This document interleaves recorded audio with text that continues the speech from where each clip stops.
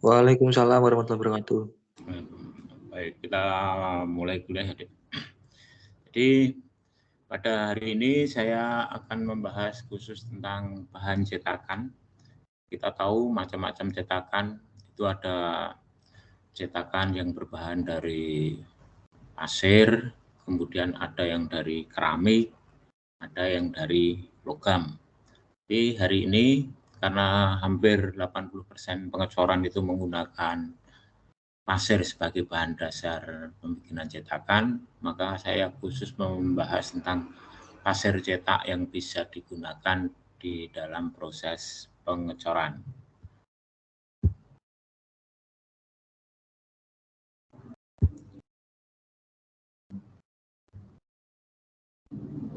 Ini bahan cetakan pengecoran logam, itu ada bahan dasar. Bahan dasar itu bisa pasir maupun non pasir, seperti saya tadi cerita. Non pasir itu bisa grafit, logam maupun keramik, itu bisa sebagai bahan dasar ininya. Kemudian yang satunya adalah pasir. Kemudian ada bahan perekat atau bahan pengikat. Itu juga macam-macam, ada silikat, ada semen, resin, minyak ada dua yang larut air maupun tidak. Kemudian bahan aditif. Ini digunakan sebagai untuk menutupi kelemahan dari pasir maupun cetakan yang lain. Jadi bahannya ada tiga ya, bahan dasar itu pasir, bahan pengikat, dan bahan aditif. Macam-macamnya, silakan nanti bisa dibaca. Nih, syarat suatu pasir dapat digunakan sebagai pasir cetak itu ada beberapa, di antaranya yang satu memiliki sifat mampu bentuk. Jadi pasir itu bisa dibentuk dengan baik. Kemudian yang kedua adalah permeabilitas yang cocok. Permeabilitas itu nanti berhubungan dengan daya salur udara. Jadi kalau kita membuat cetakan kan kita membuat rongga di dalamnya, sehingga kalau itu rongga nanti diisi oleh cairan, maka udara yang ada di dalam rongga tersebut harus bisa keluar. Maka distribusi dari pasirnya harus, ukuran butirnya juga harus cocok sehingga udara bisa keluar. Kemudian yang ketiga adalah distribusi besar butir yang cocok. Yang keempat, tahan terhadap temperatur logam yang dituang. Jadi sehingga di waktu proses penuangan atau pengecoran itu pasirnya tidak ikut meleleh. Kalau ikut meleleh, maka dimensi dari bendanya akan berubah. Kalau tidak tahan terhadap temperatur logam, maka pasir butirannya itu akan ikut meleleh.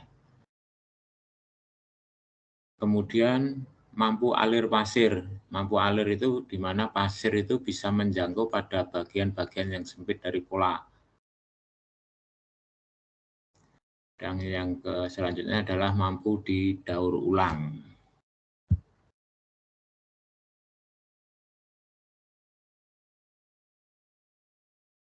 Ini kemampuan bentuk, itu terutama untuk pembuatan cetakan dengan tangan.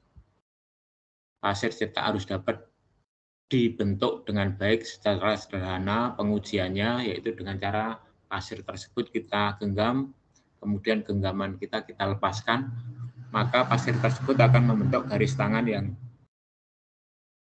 yang kita lakukan.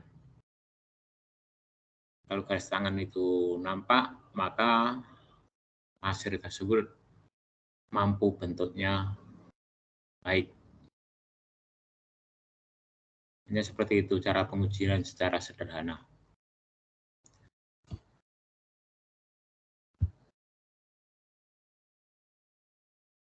Kemudian kemampuan alir pasir,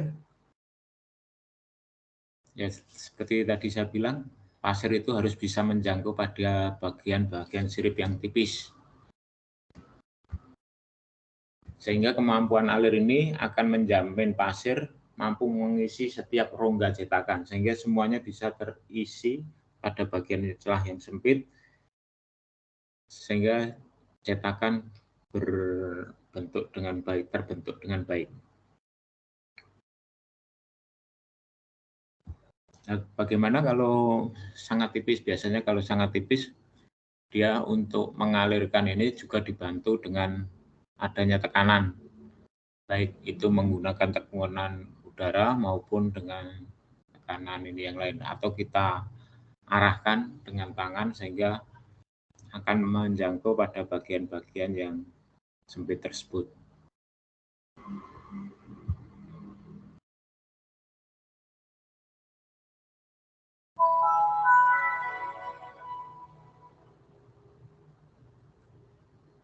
Selanjutnya adalah ketahanan bentuk. Pada saat dibuat cetakan akan mengalami beberapa proses, yaitu seperti dibolak-balik, kemudian kita ngambil pola dari pasirnya, kemudian nantinya waktu diisi oleh cairan, cetakan itu juga akan mengalami tekanan, yaitu tekanan dari cairan. Kita tahu tekanan dari cairan kalau itu tergantung dari besar kecilnya, itu tergantung dari ketinggian cetakan yang pertama, yang kedua adalah massa jenis logam yang kita cairkan. Sehingga untuk menghindari kerusakan pasir cetaknya harus melalui pengujian. Jadi pasir itu juga ada pengujiannya, uji tekan, uji geser maupun uji tarik dari pasir tersebut.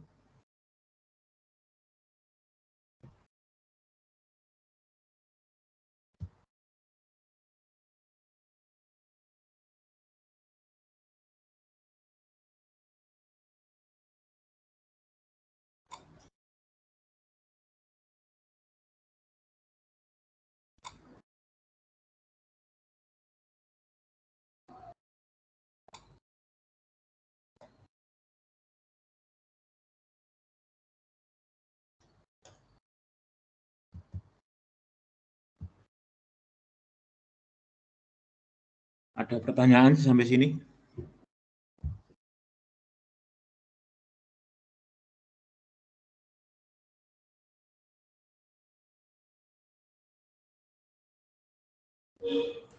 Dari saya belum ada, Pak. Tanya, Pak. Iya, silakan. Kalau ada pertanyaan, yuk. Untuk pengujian ketahanan bentuk tuh seperti apa ya, Pak ya? Biasanya pasir itu kita padatkan di dalam tabung. Setelah itu kita letakkan di pengujian. Jadi ada pengujian khusus untuk pasir, kemudian ditekan pada separuh bagian ke kiri, separuh bagian ke kanan. Jadi dia nanti akan bergeser sehingga tekanan pada alat ujinya akan terbaca di sana. Itu untuk uji geser. Kalau uji tekan ya dalam bentuk seperti benda pejal, seperti poros itu dengan ukuran tertentu, kita tekan sampai dia berubah bentuk, sampai pecah. Itu adalah ketahanan tekannya. Kalau uji tarik ya seperti itu, seperti tabung, seperti kita melakukan uji tarik pada material benda. Terima kasih, Pak. Oke. Izin bertanya, Pak. Yuk. Untuk dari pasir yang biasa digunakan sendiri, apakah ada jenis tertentu begitu, Pak?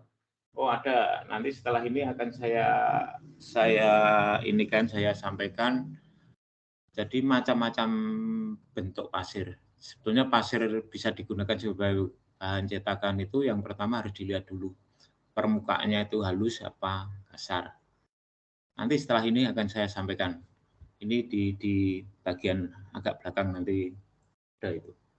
Ya, Pak. Ya, baik, Pak. Terima kasih, Pak.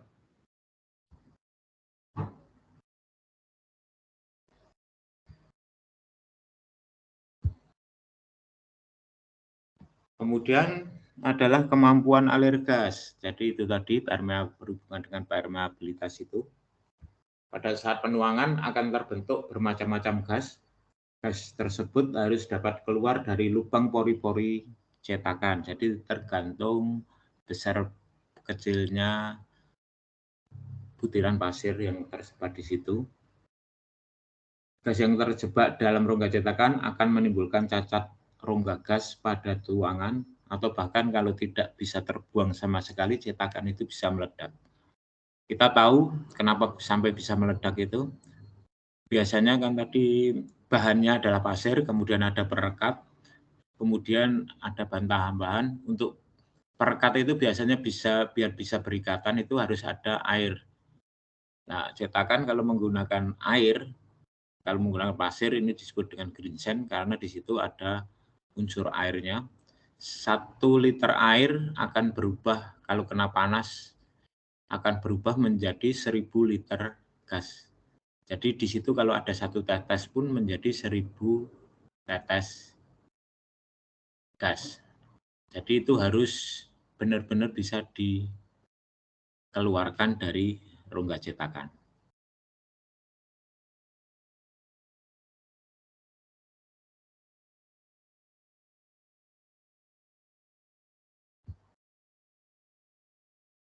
Berikutnya adalah ketahanan panas ya. Pasir itu mempunyai beberapa jenis-jenis pasir itu yang membedakan biasanya adalah di satu ketahanan panasnya. Seberapa jauh dia mampu menahan panas dan tidak ikut mencair. Biasanya sebuah cetakan dinyatakan tahan panas bila titik lebur atau temperatur cairnya dari jenis pasir tersebut sangat tinggi. Ini biasanya dinyatakan dalam titik sinter. Jadi titik sinter pasir berapa itu sinter tersinter itu kan Anda sering mendengar sintering. Jadi proses sintering itu titik di mana suatu pasir mulai melebur atau mulai meleleh, mulai berubah bentuk sehingga berikatan dengan butiran pasir di sampingnya, itu yang disebut dengan titik sinter.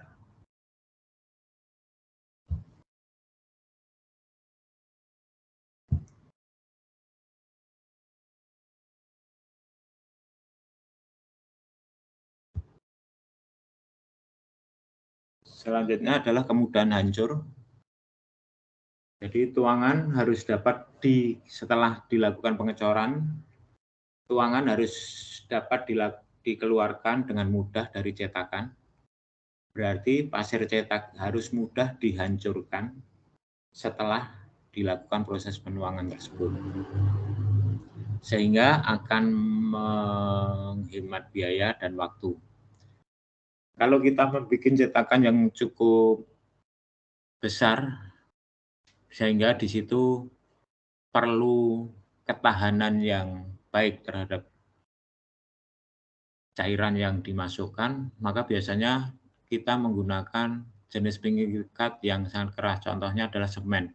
Jadi kekerasan dari cetakan itu bisa seperti tembok di ruangan itu. Karena bahan dasarnya juga, bahan pengikatnya adalah semen. Sehingga sangat keras.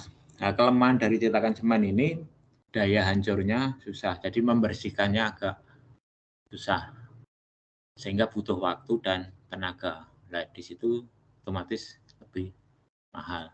Sehingga kalau kita menggunakan cetakan semen, biasanya di situ ditambahkan bahan aditif berupa tetes tebu. Kita masukkan di sana, itu dimaksudkan untuk nanti biar penghancurannya lebih mudah. Dan sifat yang terakhir adalah kemampuan daur ulang. Untuk menghemat penggunaan pasir, maka biasanya pasir itu bisa dilakukan berulang-ulang. Di daur ulang ini juga harus kita perhatikan, waktu kita proses membuat cetakan, biasanya pasir itu kita padatkan. Padatkan itu biasanya dilakukan proses penumbukan, ditumbuk.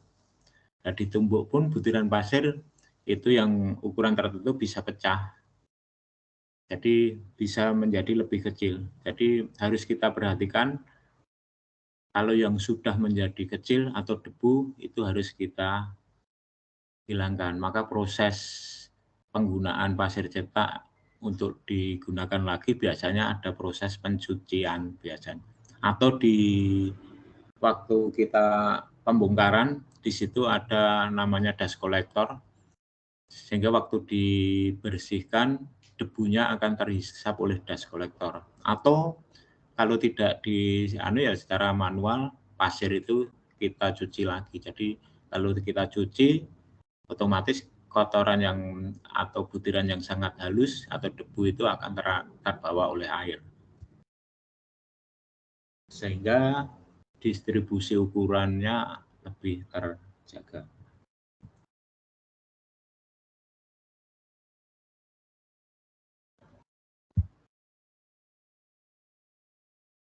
Ini kita lihat kalau pasir itu kita perbesar menggunakan mikroskop, bentuknya ada bermacam-macam di situ.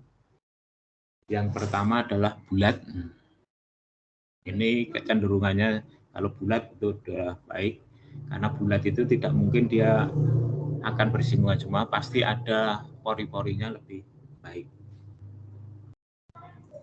Kemudian yang kedua adalah bersudut bulat. Nah, bersudut sedikit bersudut, tidak mendekati bulat tapi bersudut bulat. Kemudian ada yang bersudut tajam dan ada yang bentuk serpih. Kalau butiran pasir itu kalau kita bagi seperti itu. Seperti pada gambar layar itu. Bulat, bersudut bulat, sudutnya tajam atau pecah-pecahan. Biasanya kalau bersudut tajam ini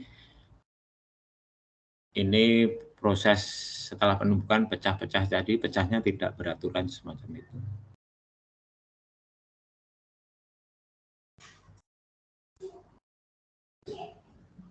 Ini dari sisi bentuknya.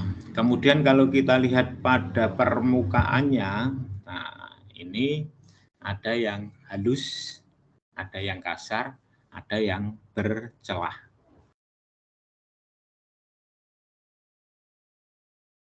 Nah, kenapa pasir dari Gunung Merapi itu tidak bisa digunakan sebagai bahan cetakan? Itu lebih cocok untuk bahan bangunan karena permukaannya dia tidak halus, permukaan butirannya tidak halus, kecenderungannya adalah malah bercelah, tidak hanya kasar, tapi dia bercelah.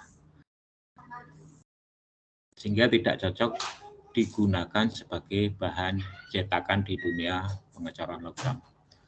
Cocoknya digunakan sebagai bahan bangunan karena permukaannya kasar, cenderung bercelah, sehingga nanti kalau diisi dengan semen, semen bisa masuk di antaranya sehingga bisa ikatan antar butiran satu dengan satunya menjadi lebih kuat. Nah, itu sebagai alasan kenapa pasir dari Merapi itu tidak digunakan di dunia pengecoran.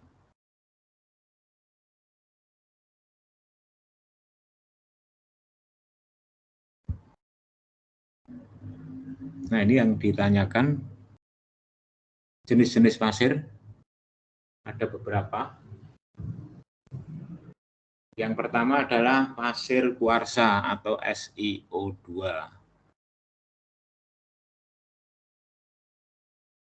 Ini pasir kuarsa ini termasuk pasir alam, di mana dalam dunia pengecoran logam, pasir tersebut harus dicuci terlebih dahulu dan kemudian diklasifikasikan dalam bentuk dan ukuran butirnya. Di Indonesia terdapat di sekitar Tuban, Sukabumi, ini dan Bangka. Kalau Tuban dan Sukabumi itu seperti gunung pasir, jadi diambil dari gunung, kemudian dicuci, dihilangkan unsur-unsur ininya, unsur hara dan sebagainya itu dihilangkan. Kemudian kalau Bangka, kalau yang dari Bangka biasanya harganya sedikit lebih mahal karena diambil dari laut. Jadi kalau diambil dari laut, otomatis proses pencucian itu sudah terjadi. dia kandungan SiO2-nya lebih tinggi daripada yang ada di pegunungan tadi.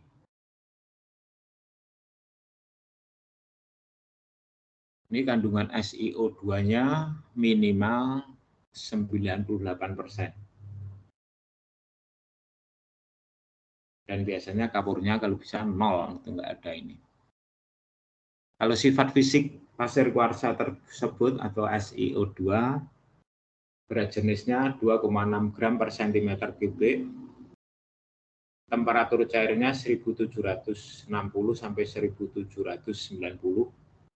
sinter point-nya ini lebih dari 1400, biasanya antara 1400 sampai 1500 karena alat ukur untuk menguji titik sinter itu tidak mampu mendeteksi panas di atas 1400.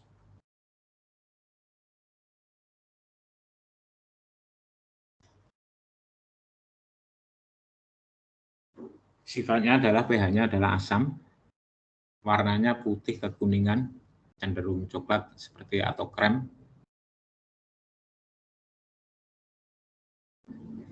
Biasanya butirannya berbentuk bulat dan permukaannya licin.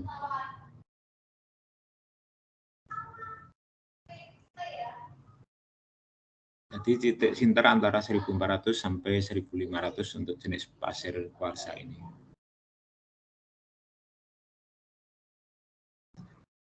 Kelemahan dari pasir kuarsa adalah angka muainya cukup tinggi. Pemuaian pada suhu 573 dari beta kuarsa menjadi alfa kuarsa. Ini sebetulnya ada diagram fasanya untuk jenis pasir. Jadi perubahan-perubahan fasa yang terjadi itu juga ada tabelnya. Itu sebesar kurang lebih 1,5 sampai 2%. Jadi dia mengalami pemuaian sebesar 1,5 sampai 2%. Kalau terjadi pemuaian apa artinya? Berarti kalau kita menggunakan cetakan ini, cetakan pasir biasanya nanti ukuran dari rongganya mengecil. Maka di dalam pembuatan polanya biasanya dilakukan juga ukurannya lebih besar sekian persen dari ininya. Di samping dari pemuaian juga nanti waktu proses penyusutan.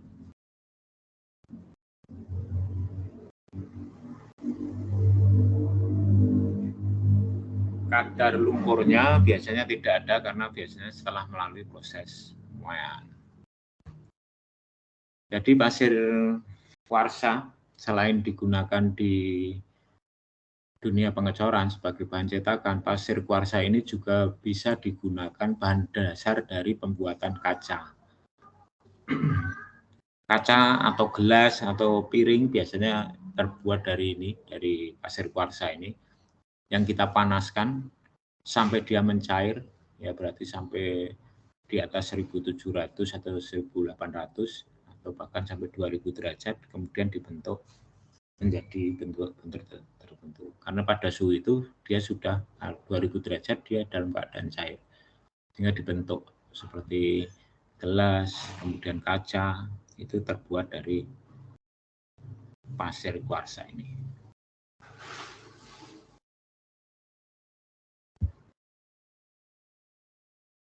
Kemudian pasir yang berikutnya adalah zirkon, pasir zirkon atau ZrSiO4.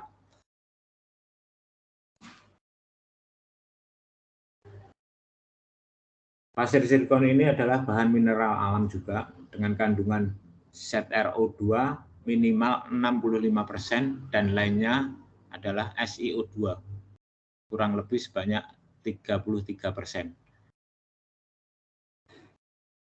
Pasir ini mempunyai sifat yang baik yaitu pemuaiannya kecil dan tahan terhadap suhu tinggi.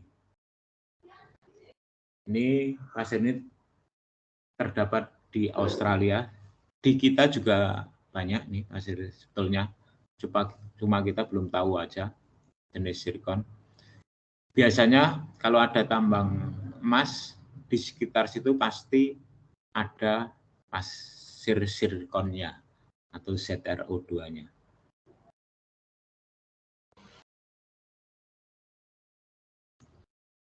Biasanya jenis pasir ini di dunia pengecoran digunakan untuk pengecoran baja karena dia ketahanan terhadap temperaturnya jauh lebih baik daripada pasir kuarsa. Kalau kuarsa itu di ambang batas, kalau pengecoran di baja kan kita melakukan penuangan itu sekitar 1600 sampai 1700 temperatur tuangnya. Sehingga itu kalau kita menggunakan jenis pasir kuarsa, maka risiko untuk tersintarnya ada. Sehingga kemungkinan timbul cacat di sana cukup besar. Sehingga kalau kita melakukan pengecoran baja, sebaiknya menggunakan jenis pasir zirkon ini. Sifat mekanisnya atau sifat fisiknya, berat jenisnya cukup tinggi, 4,6 sampai 48 gram per cm kubik, jadi cukup berat.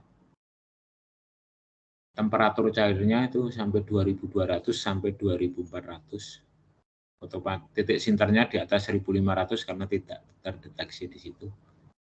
Ini pH-nya asam lunak, warna putih kelabu kemerah-merahan. Yang di sini nggak ada contohnya ya.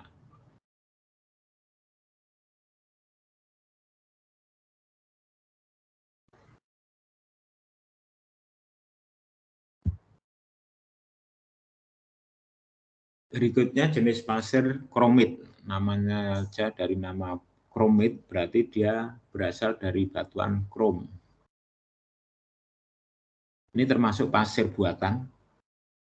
Karena pasir ini bahan dasarnya adalah batuan krom yang kemudian diambil atau ditambang lalu melalui proses crushing atau pemecahan dan pemisahan dari bahan-bahan lainnya yang terkandung di dalam batuan tersebut. Jadi dari batuan krom dipecah, dikrusher sampai dia dihaluskan.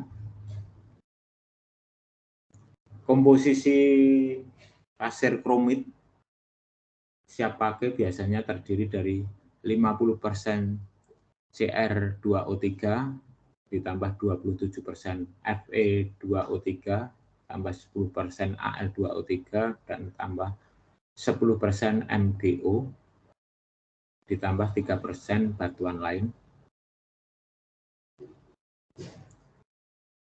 Pasir kromit ini juga biasanya digunakan di dunia pengecoran yang melakukan pengecoran jenis baja.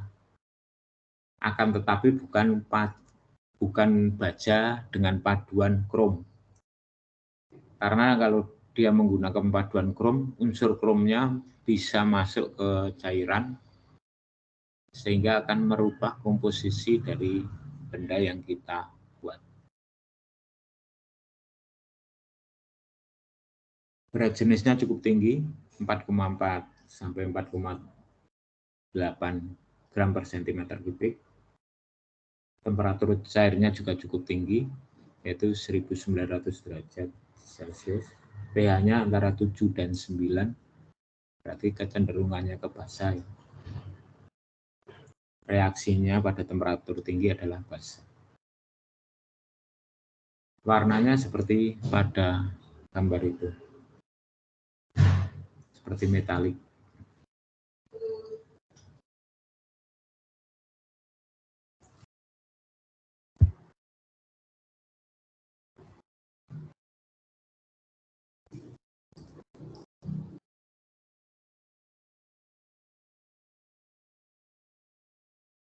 Berikutnya adalah jenis pasir olivin. Pasir olivin termasuk pasir buatan yang berasal dari batuan alam magnesium silikat yang kemudian melalui proses pemecahan juga, pemisahan, dan pencucian. Biasanya komposisinya adalah 93% MgO SiO2 tambah 6% FeO SiO2 dan 1% batuan lain. Keunggulan dari pasir olivin ini yaitu pemuaiannya juga kecil, ketahanan terhadap penetrasi cairan baja dia cukup kuat, sehingga pasir ini banyak dipakai di pengecoran baja juga. Jadi kalau kita mengecor baja, sebaiknya menggunakan selain pasir kuarsa atau SiO2, bisa menggunakan zirkon maupun jenis olivin ini. Ini dapat ditambang di Norwegia, USA maupun Jepang dan Yugoslavia. Saya yakin di Indonesia juga ada, cuma belum tahu jenisnya. Karena hampir tidak atau belum pernah diteliti. Kalau Anda bisa mencari pada daerah Anda, itu sebaiknya ya diuji dulu terhadap itu semua tadi, ketahanan panas, kemudian bentuk permukaannya, bentuknya bulat atau bersudut, kemudian permukaannya halus, kemudian diuji titik sinter, kalau dia tinggi ya bisa digunakan. Kalau Anda menemukan ini, bisa dijual pada daerah Anda kalau ada, harganya cukup tinggi, dihargai tidak seperti pasir-pasir biasa itu.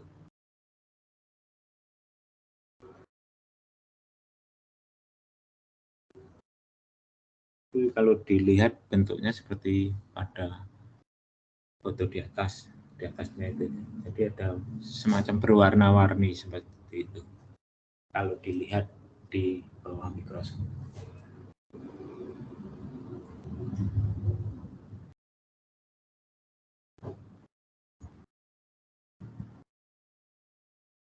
Kemudian yang kelima adalah skamut. Ini sebagai jenis bahan tahan api buatan dan berupa bahan campuran yang berasal dari lempung atau tanah liat atau kaolin. Dengan cara pembuatannya dibakar, setelah dibakar kan dia menggumpal, kemudian digiling, dihaluskan. Jadi itu kandungannya ada Al2O3, kemudian Fe2O3, Na2O, dan sisanya kuarsa.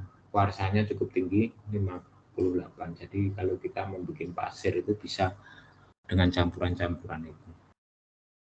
Biasanya kalau pasir buatan kecenderungannya lebih baik karena bentuk butirannya dia mendekati bulat, hampir keseluruhannya bulat.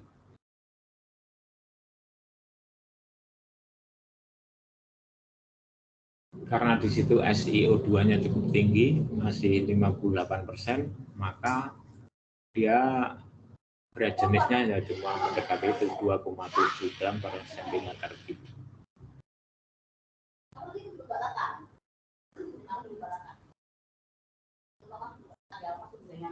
Oke, sampai sini ada pertanyaan?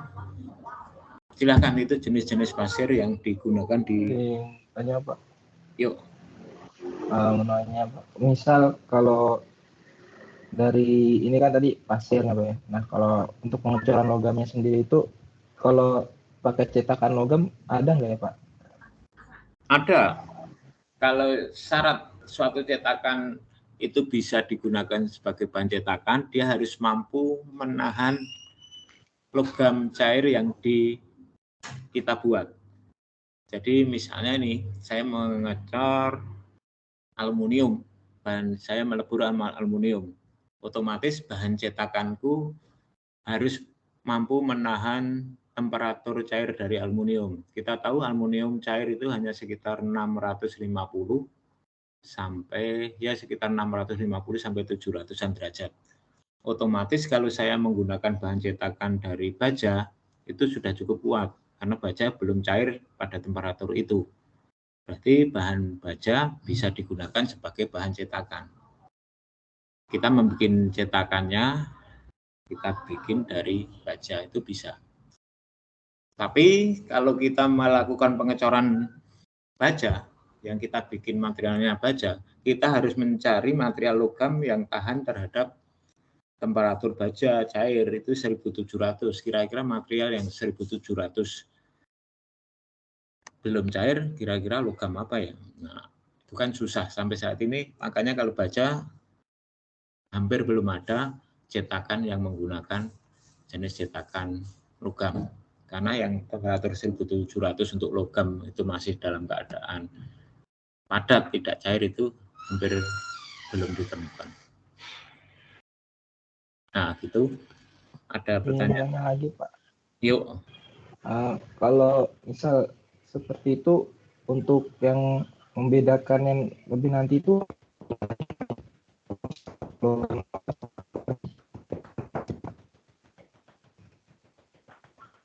Ya, gimana? Suaranya kurang jelas?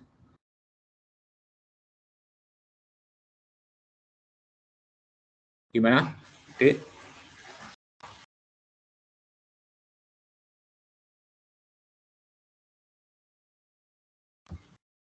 Kok hilang? Mungkin koneksinya terganggu, Pak. Iya, iya. Yuk.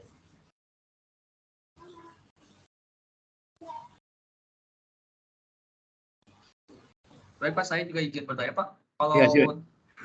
tadi kan dari pasir kuarsa itu kan tidak boleh ada zat kapurnya begitu ya, Pak. Kalau memang ternyata ada, walaupun hanya sedikit, itu apakah ada efek sampingnya nanti, Pak, ke hasil cetakannya begitu, Pak?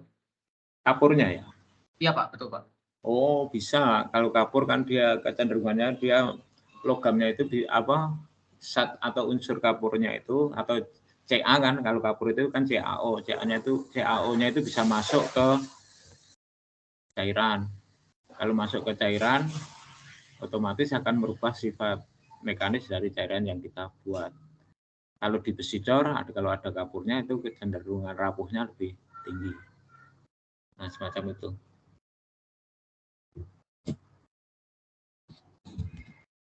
Ya. Baik, Pak. Paham, Pak. Terima kasih. Oke. Ada lagi?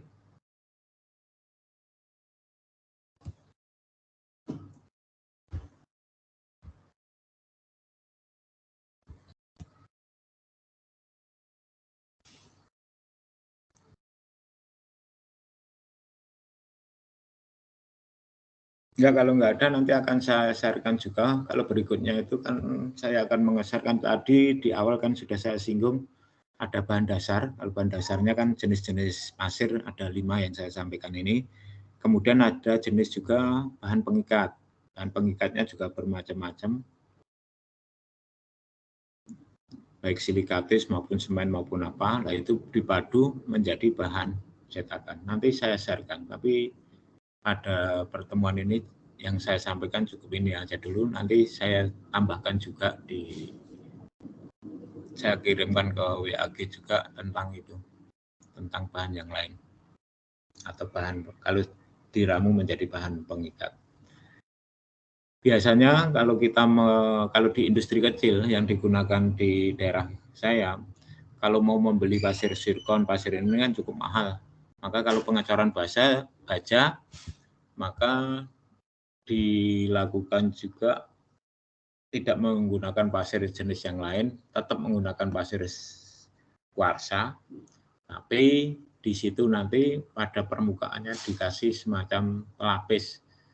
Sekarang teknologinya ke arah itu, jadi pelapisan pada bahan cetakan yang disemprotkan pada bagian permukaan rongga itu kita semprotkan, satu untuk memperhalus permukaannya, dua juga untuk sedikit menahan panasnya lebih baik. Tapi untuk benda-benda tipis sih masih nggak apa-apa, tapi kalau bendanya mulai tebal, mulai ini tetap tidak mampu, harus jenis pasirnya harus diganti. Di industri kecil semacam itu. Silakan kalau ada pertanyaan, kelihatannya habis materinya.